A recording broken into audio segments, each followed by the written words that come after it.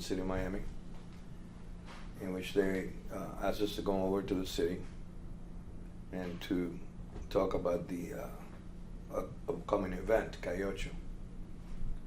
At the time, we had already heard that they had canceled Ultra, and obviously we're concerned, but not very concerned, because we thought that since we were going to have the festival of Carnival on the Mile, we're complying with CDC, that maybe they just want to make sure that we would comply with the guidelines throughout the festival. When we got there, it was the fire chief, it was the chief of police, and assistants, and administration. So they started mentioning to us the concerns they had, the things that they had done with Ultra, and that they wanted to hear from our side what we thought. We told them that we were compliant, that we had read, that we're familiar with the guidelines that the CDC had established for mass gatherings, that we thought that we could comply with them and with Calle Ocho. And they said that one of the things that the CDC required was to basically, when you have a mass gathering, make sure that all the people that come in, you don't see any symptoms of illness. And obviously, because of the layout of Calle Ocho, they will have so many streets that people walk in, it would be impossible. And I guess what they were trying to say is that for other events, if you have a gated event, everybody goes through the gate and you can figure out if they look ill or not. So, I mean, that's something that we could not really discuss in the sense of say, well, maybe you're wrong or whatever, because it's an impossibility to have, like we have from 12th Avenue to 27th Avenue, 15th Avenue, so both sides 30. It's impossible. And I imagine that the idea is to have someone that understands a little bit about health and looks at the people and checks them or something. So after that, we kept on talking, and they said that they were very concerned that what they would like us to do is to go back, and we had mentioned already, by the way, we had mentioned during the meeting the economic impact that this would have with the club, specifically that it may hamper the ability of the club to go forward because of the fixed costs that we have, not only to cancel the projects, but to hamper the ability of the club to go forward.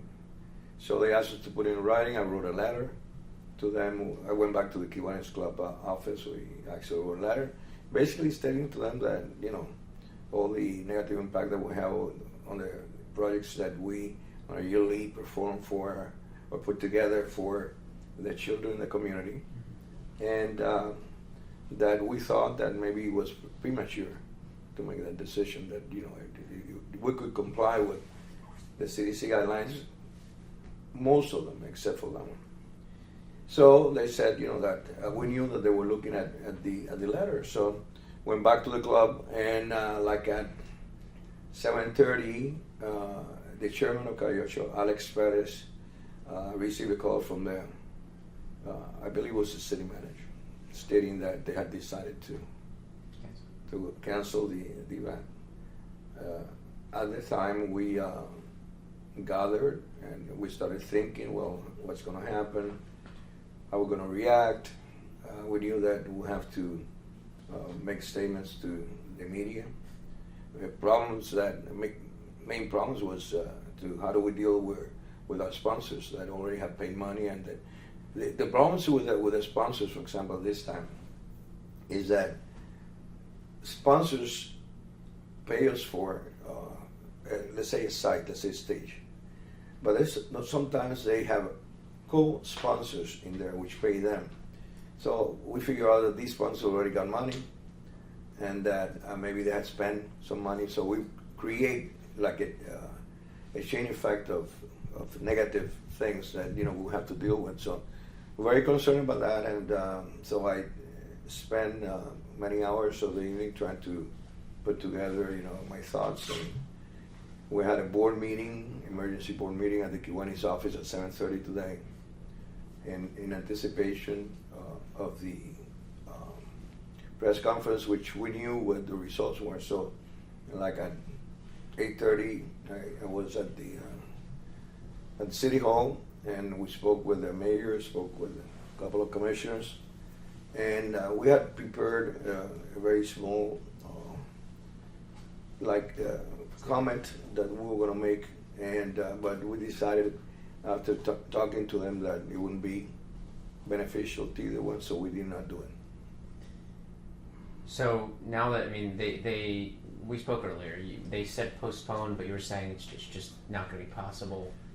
The possibilities of having this same event in Calle Ocho this year are very, very slim because of the logistics involved, because of the fact that we have to coordinate with some of the sponsors that we have commitments somewhere else, and also because logically, at some point in time, we probably have someone that gets sick in Miami-Dade County because of the Zika virus. So if right now,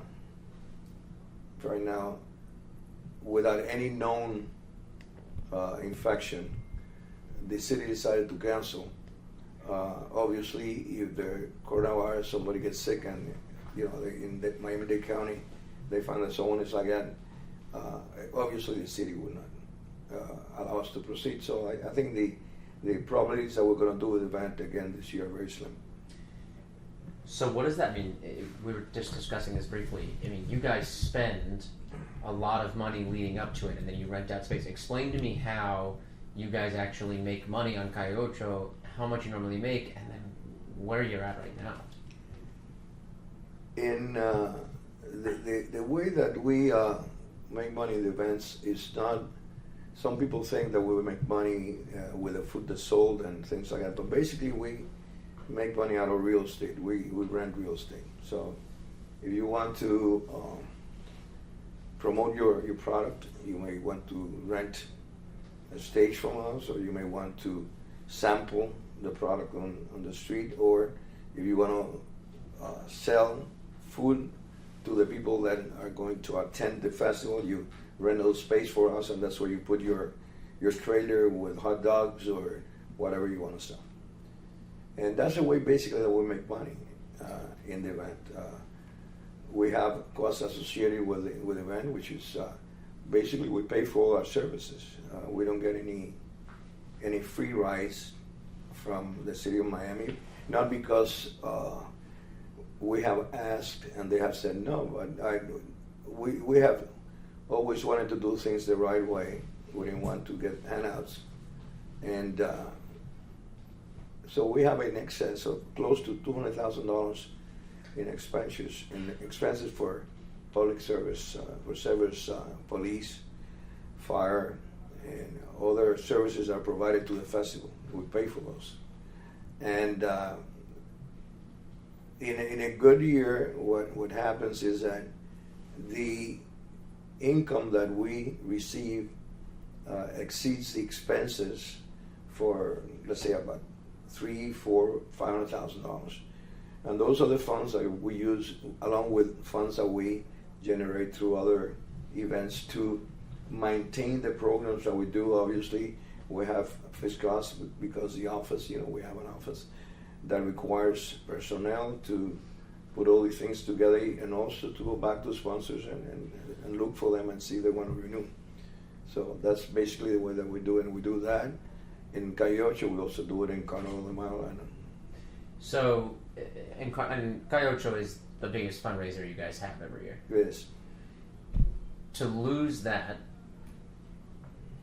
where does that put you in terms of what you can and can't do for the rest of the year, or? If we were to lose, if we were not going to be compensated for the lack of funds that we generate from Calle Ocho, I would say that we have to cancel all the projects we have for this upcoming year. What does that include? I mean, what would that mean? That way, put into perspective, what kind of projects that means would just be off the table? Well, we have several projects throughout the year. We have a summer camp where we, let's say, entertain kids during summer so they basically won't get in trouble. We have hundreds of kids that attended. We have, well, one of the biggest ones is scholarships. We gave 44 full 4-year scholarships to people that really need and deserve it. Not to the brightest ones in Miami-Dade County, because those have other means to get a scholarship. So those that are smart and they fall kind of in between the cracks. We have a back-to-school program in which we give thousands and thousands of school supplies to children that need in the community. We have a Christmas family project, we have a basketball league, we adopt families during Christmas, usually single mothers that don't have any means to, let's say, put food on the table, Christmas food or holiday food, or they cannot buy toys, and we do that. So all of those programs will probably go on the wayside. So we're talking scholarships, a summer camp for kids, adopting families for the holidays, giving kids school supplies. None of that can happen if you're not able to be wouldn't have the funds to do it. So what are you guys hoping the city will do to make it right? We don't know. We're hoping that and I think that Mayor Suarez today was very sincere in his he gave us kind of a hope that the city is cognizant of the negative impact that not having the Calle Ocho funds coming into our coffers would do to the community. I think he's very cognizant that we've been here for 42 years, 45 years going this year. Calle Ocho's been here for 42 years. That we are volunteers. You know, we don't charge for this. All we do is try to help children in the community, and it's all for the city of Miami, for the community we live in. So I think that he was very sincere in giving us hope that maybe the city will help us out of, get out of this hole. Are you worried that if they don't, you were saying that the club could fold completely? That's a possibility. There's a strong possibility that unless we get some kind of relief, that we won't be able to keep the organization running. You see, we have in our organization, most people that been in the organization that work with staff for many, many years. This lady's been for 35 years with the club. Many others for 10 or 12 years. The experience that you gather in 35 years, you cannot get. If we have to lay off people and come back and hire them next year, they won't have that experience. It will be almost impossible. So we hope that won't happen. Carnival on the Mile, still on. What are ready to rock and roll? You look like it. This year we have a country stage for the first time. Country music at Carnival on the Mile. Yeah, well, I think that Miami is more than just Cuban. Miami is composed of many different nationalities. I wanted Calle Ocho to do that. That's why we had this year the carnivals. The kings of Carnival were from Venezuela. Last year it was from Colombia, because I think that we have to bring the carnival to these different nationalities, so it become what it is, what Miami is. Miami is a mosaic of people, and bringing country music to Carnival de Mile, I think it's exciting for both the Anglos and the Spanish people. My daughters, which are completely bilingual, love country music. So it's going to be a fantastic thing. We think that going forward, country music will continue to be an integral part of Carnival de Mile.